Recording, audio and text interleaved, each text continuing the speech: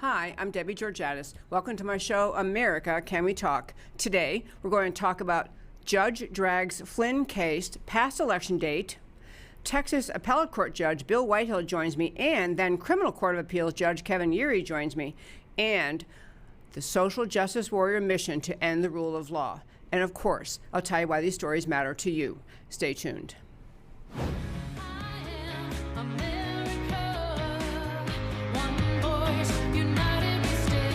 Debbie Georgatos, host of America Can We Talk, is an author, attorney, and political analyst whose mission is to inspire the American political conversation about preserving liberty in the best country on earth.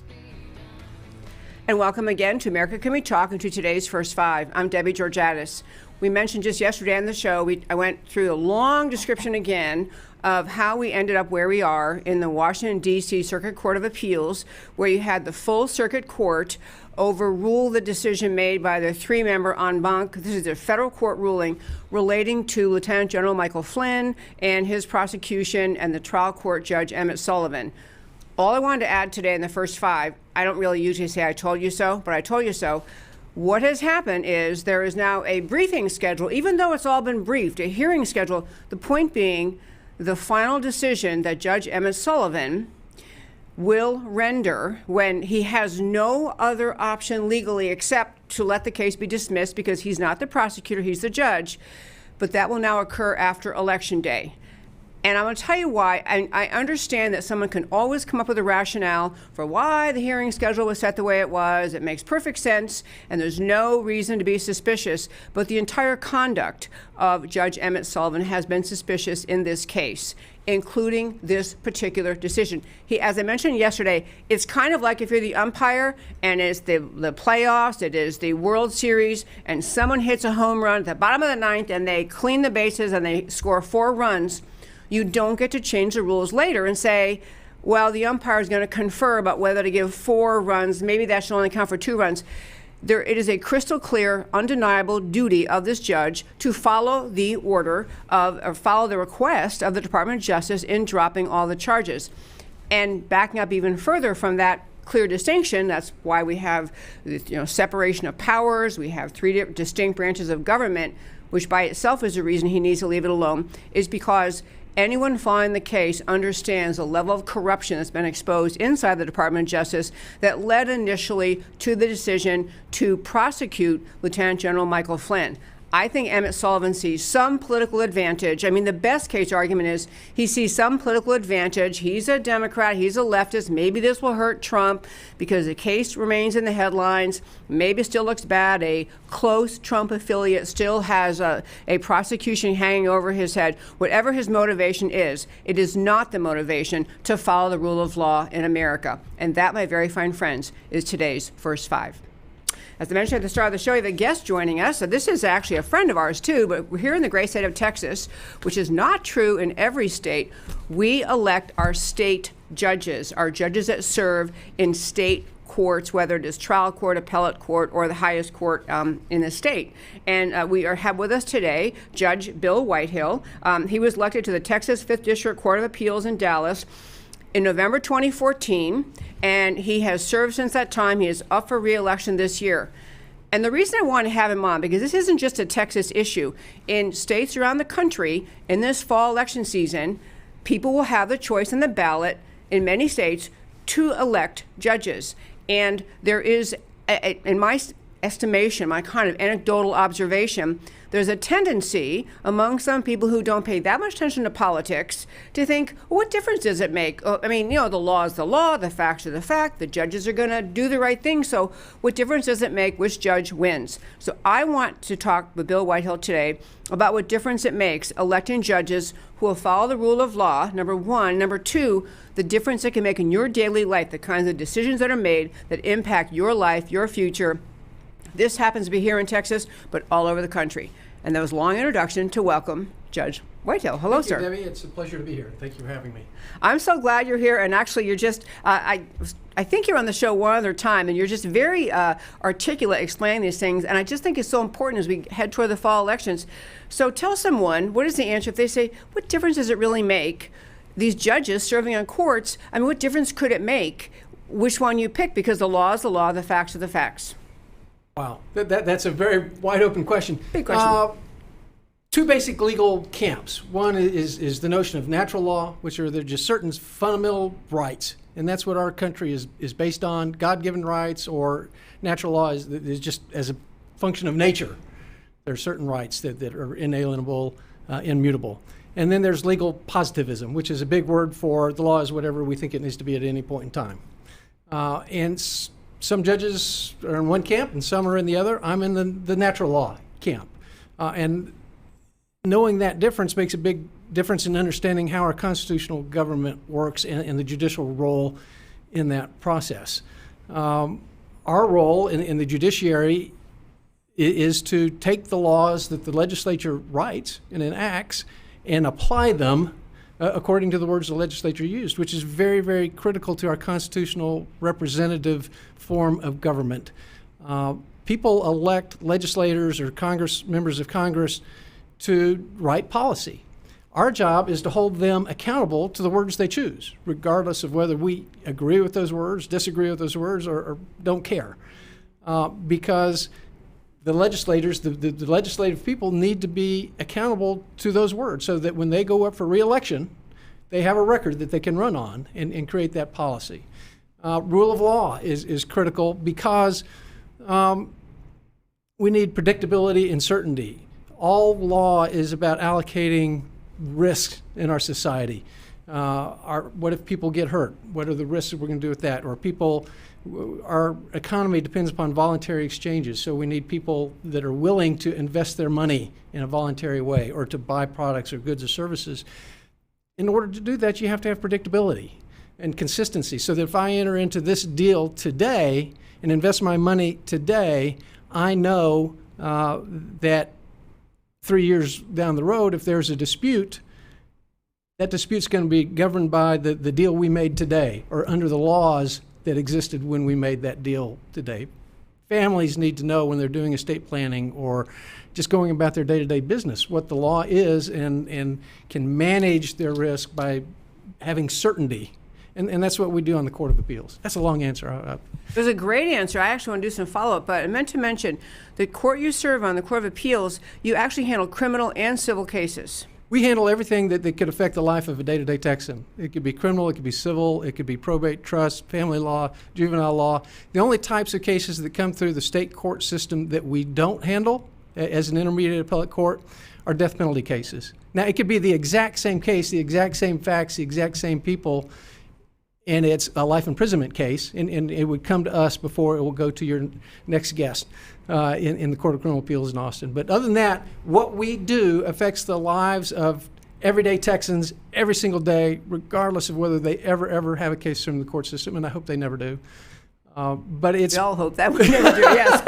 Right. You know, something bad has happened in your life if your business or you are in court for some reason.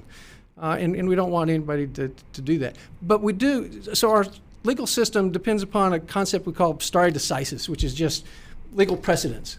Our court is supposed to do the same thing in every case involving the same facts. And when we decide a case, we write an opinion that says what we did and why we did it, and that then becomes the precedent that we have to follow. The people who live in our 6 counties, and we live in 6 counties, Dallas, Collin, Grayson, Rockwall, Kaufman, and Hunt counties, have to follow that.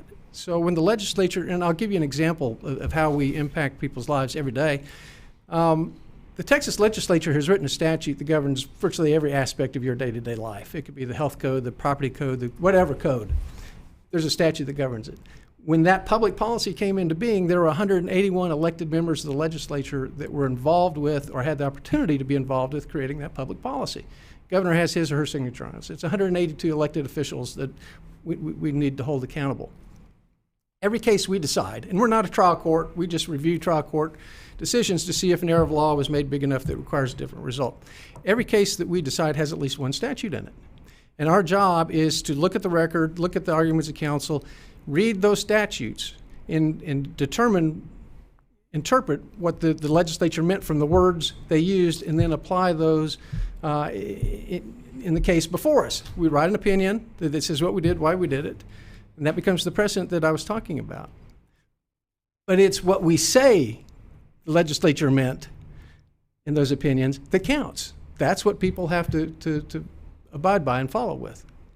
Yeah, I was thinking when you're talking about, you use a distinction, natural law versus, you said positivism? Legal positivism. Well, or my terminology has often been, especially referring to the Supreme Court and higher federal courts, is do you follow the law or do you think you're making law? Right. And it's a more vernacular way to say it. But the virtue, the greatness of this idea of natural law and then what you're describing is it retains the power of we the people. If we the people elect legislators and they pass a law that says something we don't like, our ability to hold on to control of government is to change the elected officials and say we're electing you because we want you to change X to Y. But we elect people because we hold that we want them to follow through with what they tell us they believe in. So they go to legislatures, whether it's Texas state, any state, or the federal government, make laws, and then when those laws are enforced by judges, you all look at them and if you follow them, you're letting the power remain in we the people. If you deviate from that, if the court the appellate court says, actually, even though the legislature says this, we're going to go differently, we're going to misconstrue it, we're going to adjust it, you're really taking away the power of the people to retain their ability because the choices they made in legislators are being ignored by the courts. Exactly, and I can give you a really good recent example of how that works. There's a statute out there called the Texas Citizens Participation Act, or the TCPA.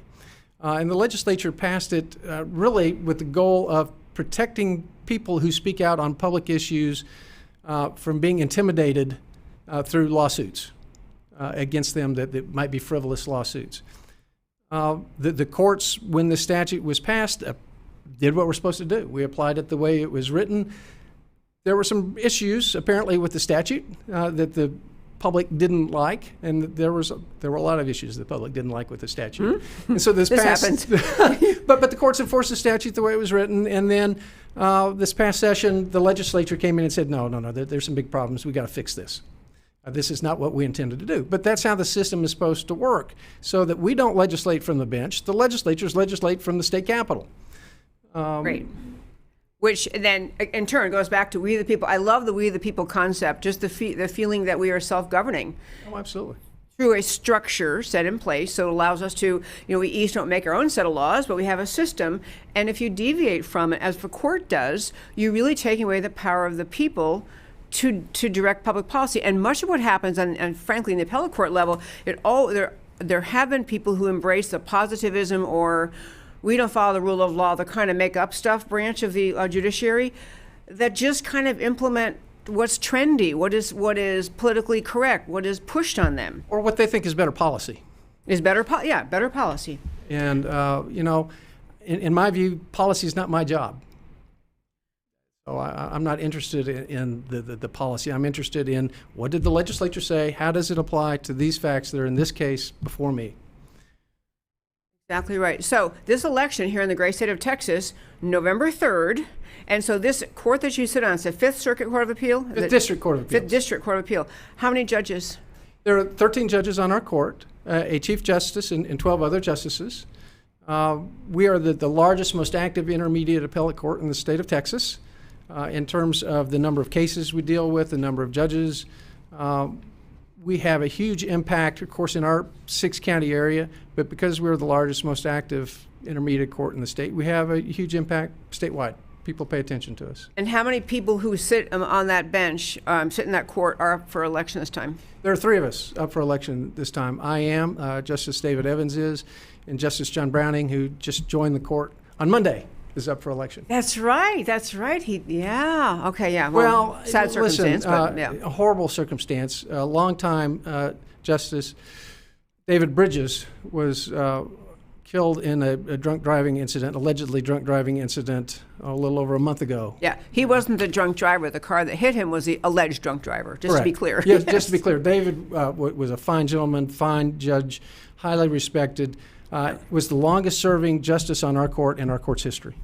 Wow, I did not know that. Okay, I knew him. He was an amazing guy. Okay, so the elections is this fall, and what's really hard, when you have people running for the legislative slots, state house, state senate, every state in the country, along with running for Congress, people can argue policies. They come to voters and say, hey, vote for me because I'm whatever I am, pro-life, pro-choice, whatever they're advocating, and you know something about them. And I think this is one reason why when people are looking at judicial candidates, they kind of think, well, I don't know what difference it makes. I mean, they're not telling me anything. You're not going to sit here and say my policy views are X, Y, and Z because it's not your job. Right, that's what I want to get to. You can't. It's not that you won't, it's that you can't. And why is that? The rules of judicial conduct prohibit us from making public positions on issues that could come before the court. And since virtually everything that affects a Texan can come through our court, I'm very limited in what I can say on those issues. But I think it's important for people to get to know the candidates on a very personal level. I hope people will visit whitehillforjustice.com and learn a lot about me and my family there. So we're in this period now where people want to send us questionnaires and find out information about us, and happy to fill those out. But they all ask for my campaign Facebook page. I have one. I set one up when I ran the last time, but I don't really, because I don't think of myself as a politician. I don't think of myself as a political candidate. I think of myself as an office holder and a judicial candidate who is sworn and takes seriously the oath to be fair, impartial, unbiased, and what have you. So if people want to know about me, visit the website and visit my personal Facebook page. You'll learn a lot about me there. It's great, I'll tell you.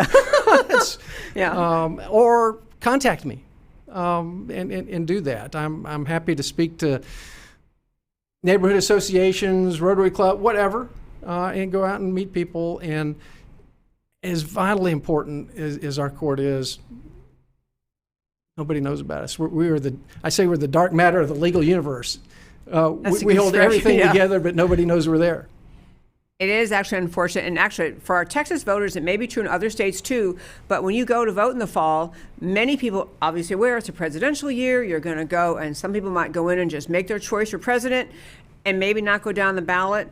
But these down ballot races, which I don't even like that expression because it makes them sound as though they're less important, the races from the top of the ballot all the way to the bottom, you're choosing people who are going to have a huge impact on your life, including what we're speaking with Justice Whitehill, someone who sits on a court with tremendous consequence to the average citizen, and yet we don't know about them because they don't get out there and make speeches and step and say what they believe in, but they believe in the rule of law, and they believe in the structure of law that says we have 3 branches of government, and your job in the judiciary is to enforce the law. But I want to dive in, because we still have like 5 more minutes. I want to dive in, give some people some examples, because I know when I first was more conscious of all this, I was thinking, well, what, in my life, I mean, as you say, everyone hopes they don't end up in court, but what kinds of things, like the will you make, maybe? Sure. Okay, what other kinds of instances? You invest in a business, okay? You're going to talk about contract law, you're going to talk about property law, you're going to talk about securities laws. All those things come into play. Why would I invest? One of the great things about America, the great things about our economy is we're the most innovative, creative country in the world. Yes, sir. Why is that so? Because we have this we're not a perfect legal system by any stretch of the imagination. I'm not saying we do. But we have, I think, the best legal system. People have confidence that when they enter into this deal today, their property rights, right? You invest in a company, you've got property rights are going to be protected. Banks, our whole financial system depends upon financial intermediation, so that you have these intermediaries like banks that transition money from people who have it that don't need it right now today and get it into the hands of people that need it today, so that they can develop a business, making loans or making investment, what have you. Well, why would a bank loan money to somebody if they don't feel certain that the security interest they have is going to be enforced if that person can't pay at the end of the day? Well, if you have courts that aren't going to enforce those agreements, banks will quit lending money. That is a great example. And, it's kind of funny in America, we've had on many aspects of American life, we have become so accustomed to a civil society, to ordered liberty, to reliable, to notion that our contracts are reliable, the court system is going to enforce the contracts. We just assume all of that as a given living in America, but judges at the trial court level, justices at the appellate court level could change everything if they decide that they're going to be interpreters versus followers of the law. It can be so disruptive to the whole society. Exactly. When financial intermediation doesn't happen, businesses don't grow. People don't. I like to try to break it down as simply as I can. I don't grow my own food. I didn't build my own house. I don't make my own clothes. I depend on other people to do those things for me. Well, why are they willing to do those things for me? Well, we have a voluntary exchange economy that says they can get an advantage out of it, I can get an advantage of it. But for that to work, people have to have confidence that the rule of law is going to be in place, it's going to be enforced, and their reasonable expectations are going to be there. But the law, okay, what is the law? The Bill's definition of the law is simply a system for organizing relationships among people. That's all it is. I love that. As a quick, go ahead. So what relationships do we want to organize? Well, all of them. We want to organize families. We want to organize businesses. We want to organize. What happens if something bad happens to somebody? Well, the law is about recognizing, allocating, and dealing with risk. What's a fair way to deal with those things? I think I mentioned this. I may have even been when you were on the show before, I'm not sure, but you talk about an economy and a whole structure of society you can trust because you have law in place. Oddly, for some reason, I remember growing up like in junior high school where there was some communist country in South America that had seized the assets of an oil company. They just Venezuela. said, yeah. And so all of a sudden you thought you owned this and you had the oil company and whatever the business they were doing there and you don't own it anymore. And I remember standing with my dad in the kitchen watching this on the kitchen television saying, they can't just do that. He said, yeah, they can. They actually can because it's not America. They can do that and we can't fight it. So these are a very harsh kind of a juxtaposition of what we expect in America and what can happen when we don't uphold that. We know we're running out of time here, but I want to make sure and tell people. So again, this fall's election on November 3rd in Texas, probably a lot of states, wherever you're listening from, you're electing judges. And the idea of electing judges who will follow the law, or to use the term, believes in natural law, not make it up from the bench, which is judicial activism or positivism. It makes all the difference in order in America. So again, if you listen one more time, how they can find you and support you, or at least know about you. WhitehillForJustice.com. WhitehillForJustice.com. It's the website. I think I've got a lot of great information in there about the court, how it works, and me and my family, what my philosophy is. And I've got a whole section there devoted to my bow ties. So that might be the best part of it. See, the other thing, your bow ties. That's right. I forgot to mention that about the bow ties. Okay. Thank you so much for coming in today. Thank you for having me. So glad you're here. Folks, this is our day to talk about the courts. I told you what I think about Emmett Sullivan, which I've told you many times. We're also going to turn today and talk with another individual. This is a gentleman who is running for another court in Texas. This is actually an appellate court that relates to criminal appeals. His name is Kevin Yeary, and he is running. Actually, Kevin Patrick Yeary, he sounds Irish, but anyway, he is running for re-election to the Texas Court of Criminal Appeals, which is, and I think Matt the Wonderful is going to get him on the phone. He got him, okay? Which in Texas, and he will explain this to you, but this is the highest court for criminal appeals in Texas, and he's up for re-election also. And if you have him, I'd love to have you bring him on. Hello, sir. Hello, Debbie. How are you? I'm very well. It's nice to see you. That's great. In case I forget your name, I can just look behind you on the screen. I love it. Okay, so we've just been talking. I actually have Bill Whitehill in the studio. We've been talking a little bit about the upcoming election, November 3rd. I would love to have you just tell our listeners what exactly the Texas Criminal Court of Appeals does, because you're up for re-election this fall, November 3rd. What do they do? What is the kind of cases you look at all day long? Sure. It's a terribly important court. It's the Supreme Court of our state for all criminal cases. And so that means it's the court of last resort in Texas for anything criminal. Beyond our court, the only place to get any kind of relief is the United States Supreme Court. The Texas Supreme Court hasn't decided criminal cases since around 1876. And so there was a court created back then called the Court of Appeals that started hearing all the criminal cases. In 1891, that court's name was changed to the Court of Criminal Appeals. So we've been a part of the state now for going on nearly 130 years. We're one of only two states with two Supreme Courts. The other state is Oklahoma. and I believe they followed along behind us.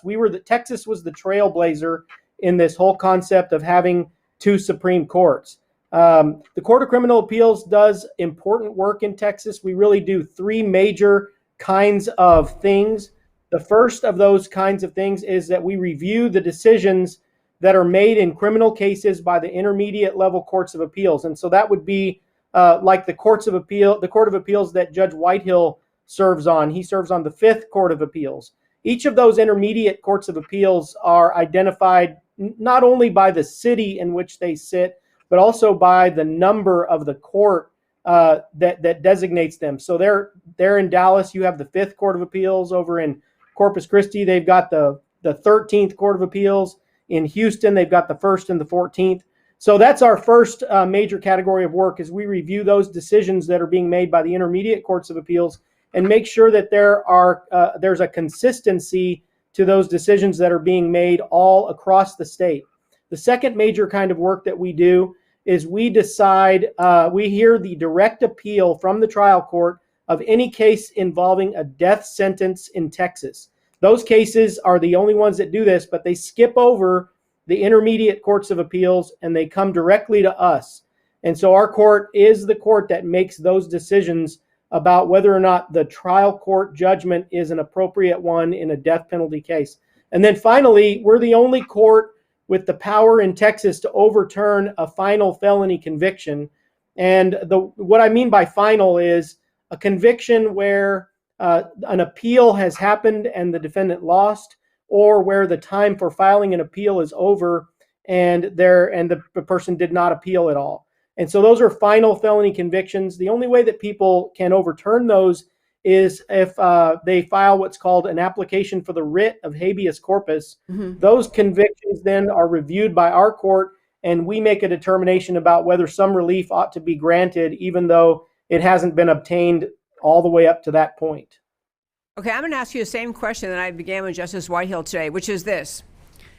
Some people who don't pay that much attention to the legal system or to politics might see two names on a ballot. They haven't heard of either of them. You know, someone's running for a particular seat in the Appellate Court, in your case, in Texas, the highest criminal court of appeals, the criminal court of appeals. And they can say, well, what difference does it make? The laws are the laws, the facts are the facts. I mean, do you see in the criminal realm the kind of analogy that people often refer to in your court, or I mean, generally speaking, with respect to judges, where you have activist judges kind of not wanting to apply the law, leniency, or whatever word you use, kind of not wanting to follow the law? Is that a problem at the level of the court you are, that judges need to be committed to following the law versus driven by some other mission? Yes, I think it is something for us to be terribly concerned about as Americans. I certainly have a judicial philosophy. I heard Judge Whitehill speak about his. Mine boils down to, or at least the starting point of my judicial philosophy, is that one of the things that makes this country and this state really great is that we have a separation of powers. I don't have the power as a judge to dictate how the law ought to be executed. And I don't have the power as a judge to say that, well, I'm just going to create a new rule that everybody has to follow.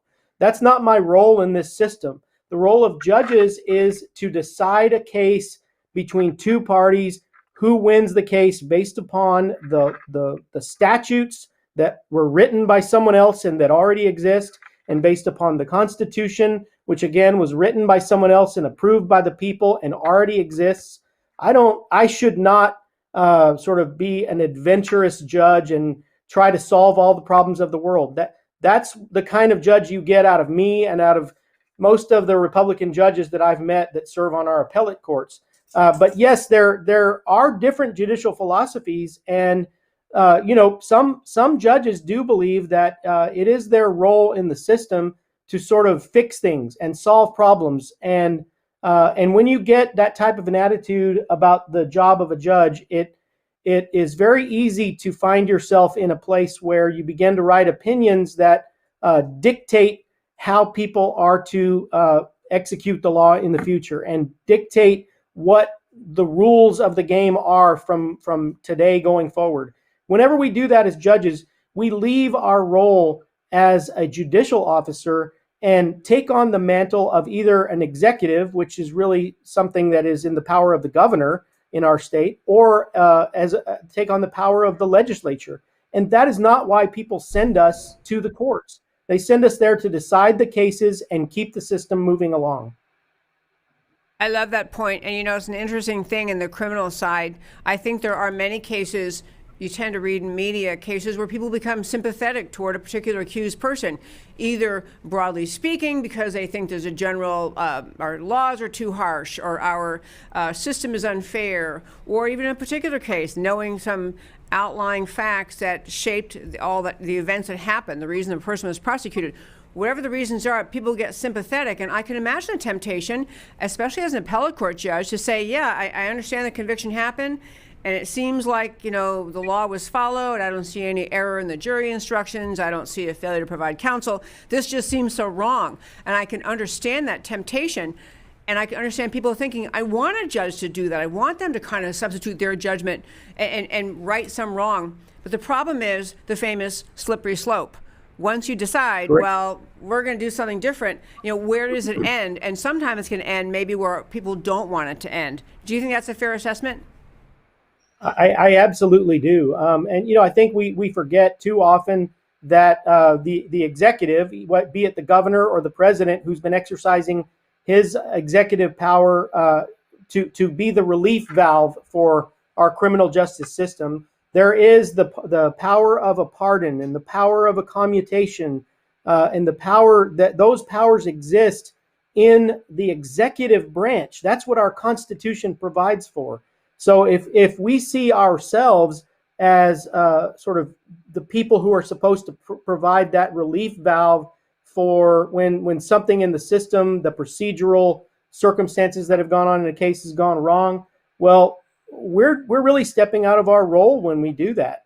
The role of the governor is to either grant a pardon or grant a commutation of a sentence. And so, we don't do that just because we want to. In fact, it's been one of my personal sort of important considerations in every case is that I don't think that I would be a good judge if I liked every decision I make. In fact, daily, I find myself sometimes making decisions that it's not what I would prefer. But the people have elected legislators to go to Austin to write the law, and they should expect that those laws that are written by the people that they elected to do that are going to be followed. And I feel like it's the job of a judge to make sure that that's going to happen. And many times it may not be the law that I would have preferred, but that's what the legislature chooses to do, and it's their job to do that, not mine. Well, I love that reminder about the power of the governor or the highest executive official, the governor or the president, to offer relief in a case where a lot of people looking at it would say, that doesn't seem right, given all the facts we all know as a culture, as a society. I love there's another step for it, but the idea of staying in the, kind of catchy phrase right now, staying in your own lane, staying in your lane as a judge and doing the job of the judge, it makes the system fair for everyone, and it makes it so that the judges who are, if you begin that process, I can see so easily how that whole slippery slope thing happens, and pretty soon you're getting in the role of a legislator. And one example I give about this, then I want to come back to you and just have you tell people how to find you. I remember that decision, and it was one of the ones that Justice Scalia on the Supreme Court made, where he basically said it was a flag burning case, and he was making the point, and he spoke about it too. I hate when people burn the flag. It is so wrong. It's so disrespectful. But the fact is, they do it as an expression of free speech. The purpose of burning it is to make a statement. And so he can despise the conduct, but uphold the free speech rights of the person who does that. And it's funny, I've had other shows where I get people complaining afterwards because I think it was one of the most, it's a clear example, people understand it, and it was one of the most eloquent defenses of the notion of the rule of law matters. The role is not to insert his or her personal opinion, but to follow the law, and in that case in particular, to protect the rights of free speech, even doing something you deplore. So, Justice Yeary, tell us how people can find you and support you and know more about your campaign for re-election. Absolutely. I have a campaign website. It's judgeyeary.com. If you type it into your URL line on your web browser, you can find me very easily, judgeyeary.com. I also have a Facebook page, a Twitter account that goes by the name Judge Yeary, @JudgeYeary, as well as an Instagram page. I don't really use those, the Twitter or the Instagram accounts very often because I'm not a really techie person. I do play around on Facebook a little bit just to let people know where I'm going and what I'm doing. And sometimes I post new things that have happened on my website. In fact, if people were to go there today, they would be able to see that a day or two ago, I posted about some travels that I had been making around the state and spoke a little bit more in depth about my own personal judicial philosophy about how to do the job of a judge the right way. And so I encourage people to go there and read that and, reach out to me. There's a contact icon on that page. If you have questions for me, certainly ask them. I'm not afraid of any question. I won't answer every one of them because sometimes one of the things that judges shouldn't do is decide a case before the case comes before them.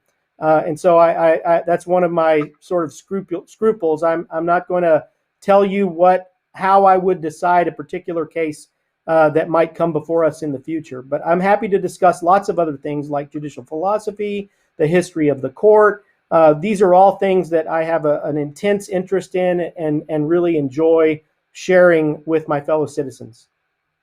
Judge Yeary, thank you so very much for joining me today at America Can We Talk. I so appreciated that. And again, friends, if you didn't see the large letters behind him, I'll tell you it's Judge Yeary, Yeary, and it's judgeyeary.com. And again, go all the way down the ballot on November 3rd to the top race to the bottom, or start at the bottom if that's easier. But these decisions we make about who sits in our courts, who are our judges, they impact your life in ways you don't even contemplate the day you're in on election day. So I wanted to make sure and feature these fine judges in the great state of Texas. I'm sure you have many more where you are.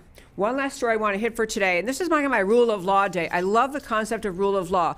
And I was thinking while we were talking with Judge Yeary about how there's always this argument that, really the judges who will kind of bend the case or say, well, I understand that, the facts are this and the law says this, but, really it seems more just in this case to rule this way instead of that. There's an argument that those kind of people are expressing compassion and they're kind of nicer people, better people, because they're making it fairer for some person who we may think it doesn't deserve to be in the position they're in. But it's a slippery slope problem. And then it's also the notion of you have no idea what the agenda is of somebody who's sitting in a judicial seat. You don't know what their agenda is, you don't know their mission, and you don't know what they're really trying to do to America. And I want to give you three in this closing segment today. I named it the Social Justice Warrior Mission to End the Rule of Law. And this is just me speaking, not Justice Whitehill, not Judge Yeary. This is just Debbie Georgatos saying how I see social justice warrior conduct happening around our country. And I'll just start with, there was the incident in Kenosha, Wisconsin. And there was a shooting. There was a person, a 17-year-old young man, who was attended the riots in Kenosha. He brought his rifle with him, and in a video, it appeared that he was being attacked, and he fired back. He fired his rifle, and he ended up killing two people and hurting a third person. And I'm not taking any position on that case at this moment, but I am saying this.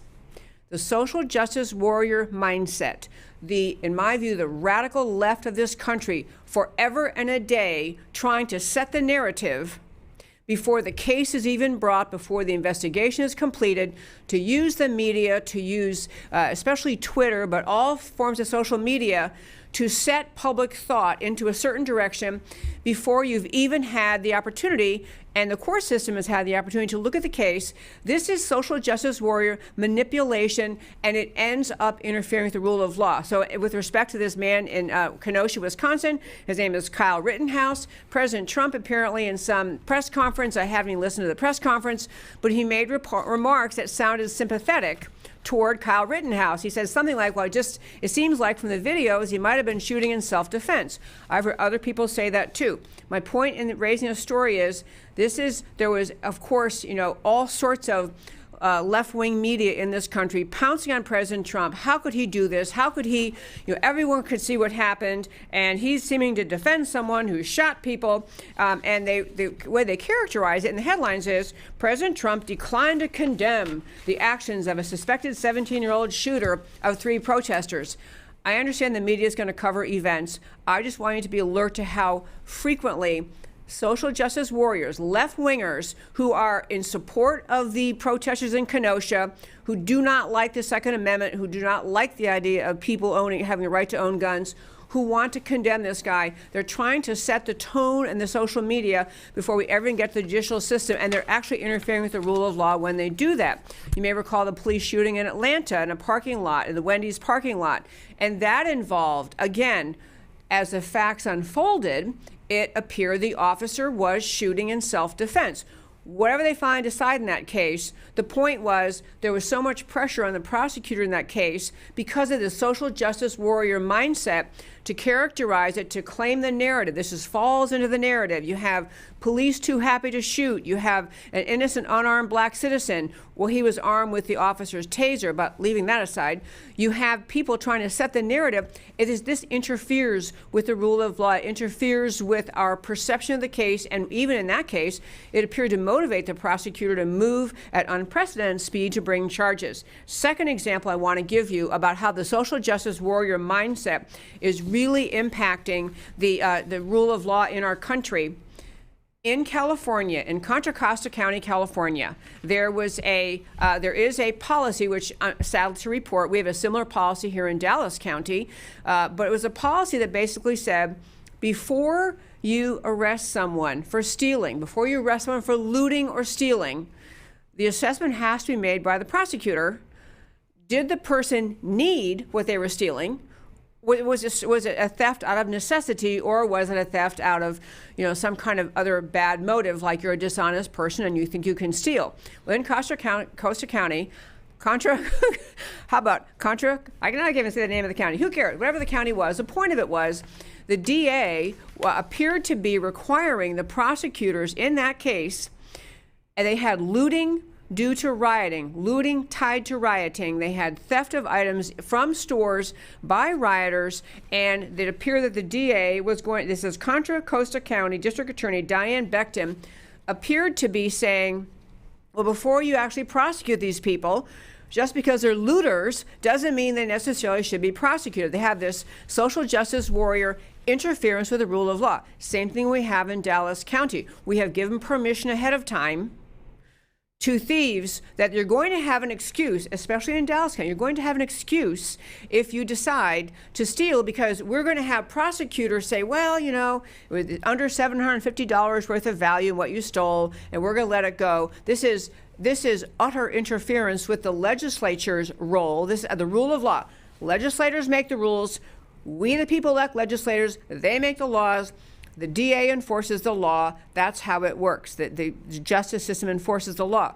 When you have the justice system essentially stepping in and saying, never mind about those laws that the legislature wrote, we're not going to enforce this law, they're really interfering with the right of the people to choose legislators to have a rule of law that we all fall under. And in Contra Costa County in California, it appears some looters may actually get away with what they were doing because they're going to fall under this exception that is well, yeah, but they really needed the money. I don't think somehow if I've never purchased a purse that was $750, but I'm going to guess if I went into a department store and stole a purse worth $750, I would not fall under the exemption. I'm pretty sure I get prosecuted. Anyway, last story in the social justice warrior mindset. I'm really raising these stories just to say the rule of law in this country actually creates and enables and perpetuates ordered liberty. The expectation that laws will be followed. Laws will be written by legislatures, they'll be followed by the prosecutors, and prosecutors will turn to those laws and decide what's legal, what's not, and they will go for prosecuting crimes when they have occurred. And I know that you hear a lot of discussion about, well, what about the role of mercy? There is a role of mercy in cases in Texas and everywhere, which is the judge's role. If you have prosecution and the judge says, look, for a variety of circumstances, whatever it is, first offense, whatever the other reasons for sympathy, there's a huge place for mercy. But it's the job of the judge, who is then imposing a sentence consistent with the law, not the job of the DA to say, never mind, we're not going to prosecute you at all. And we're having big problems in California and around the country because we've gone down this social justice warrior, let's just let crime go mentality, where we end up making society less safe, less secure for everyone. I was going to go off on one more case, but I'm going to not do that today because I don't want to run out of time today. I will close our show by saying that all the cases I talked about today, the articles I talked about today, are available on my website, americacanwetalk.org. And on the homepage on the website, you can go to the website and on the homepage under shows, drop down list of links to all the stories we talked about, the articles we talked about. I love, and many of you have been emailing me saying, I can't find this article, that article. I am trying to catch up. I get a lot of emails, but I'm trying to reply because I actually want you to read the sources that I quote. I want you to know where they came from. You can read them yourself, reach different conclusions, but I love to make them available. I also want to urge you, if you go to our website, americacanwetalk.org, on the homepage, we have a subscribe button. I do a once weekly email. It goes out to everyone who subscribes. It comes out on Fridays. It gives links to the stories we talked about during the week, links to the articles we talked about, links to the blog posts on our website. It's a one-stop shopping. If you miss the show during the week, you can go get this email on Friday, or sometimes it's Saturday. Get the email. You can listen to the stories you want to listen to. It's also a great way to share the show. Love to have you share this show and help other people know about it. Love to help grow, have the show grow through your efforts. I really would appreciate that very, very much. I will tell you, and I'll tell you more about it in tomorrow's show, but I'm having increasing big tech interference with this show. I will share some numbers tomorrow about this show. When I talk about big tech, I'll just give you one number if you want to understand the difference. At the end of June, we had a running total, of individual viewers of this show in that month, 5 million just on YouTube. And we had, just on Facebook, and then we have many more on YouTube, and those numbers have gone down. My husband ran the numbers this morning. It kind of make me want to cry, but I'm not going to cry. By over 90%. And it all started when I began talking about the solutions to COVID-19 that doctors in this country are sharing. My show is really being censored. So if you like this show, I urge you, share this show, all the social media things, like this page, share this page, tell your friends, do all you can to support this show. And in the meantime, I am trying to work with social media to ask them to lift. I've got my 2 strikes from YouTube because I dared to share actual doctors who've been through medical school and are treating patients and telling people what works. That was not okay with YouTube. I am making appeals about that, but I'm also moving the show over, or adding the show, to Parler and other social media outlets that do not censor conservatives. And with that, my friends, I'll tell you, as I do at the close of every show, why the stories we talked about today matter to you. And we start our show today with Judge Dragg's Flynn case past election. 3-star Lieutenant General Michael Flynn was framed by the Obama-era FBI and DOJ. Publicly disclosed documents prove this corrupt behavior by the FBI and DOJ, which is why they dropped the charges. The DOJ divulged this exculpatory evidence to federal judge Emmett Sullivan. The DOJ divulged that it has more exculpatory evidence favoring Flynn. The DOJ, therefore, moved to dismiss all charges against Flynn months ago. And Judge Emmett Sullivan still refuses to allow the charges against Flynn to be dismissed. Scheduled new briefings over nothing, so that Flynn is in jeopardy until after the election. Sullivan's behavior is unprecedented, it is unconscionable, it is an abomination of the rule of law. Will the truth ever be known about Sullivan's motive? Is he being blackmailed, bribed, extorted, or is he just a leftist hack? These are my opinions of Judge Emmett Sullivan. And the second story we talked about today, the social justice warrior mission to end the rule of law. Kenosha's Kyle Rittenhouse. Video shows him being assaulted, beaten, in obvious danger before firing his weapon. Social justice warrior sets a narrative of him as a white supremacist, as a Trump vigilante. This is how they get going before the system is even looking at the case. They've labeled him and attacked him, so that's how everyone is supposed to feel about this guy. The narrative continues, determined to make narratives overrule facts and truth, to nullify an actual investigation and due process.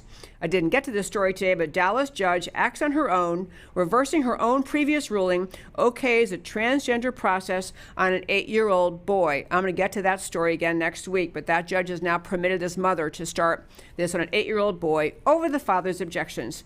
And in Contra Costa County, California, the DA wants prosecutors to inquire if arrested looters needed the loot. If looters needed the loot, no prosecution. And there was a Snopes fact check. I got to tell you, I'm going to give you some Snopes stories next week. There was a Snopes fact check that was so parsing and nuanced. It took, well, she didn't exactly say those particular words, and so therefore the story is incorrect. The story is correct. It's exactly what's happening there. Parsing words, ignoring substance. Narratives instead of truth, secular engineering of human beings, no rule of law equals hell on earth. Will American voters approve this? A vote for Trump is the only way to say no.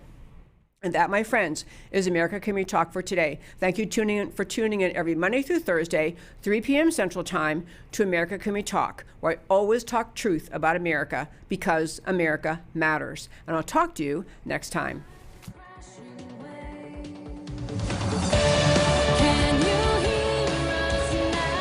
America Can We Talk?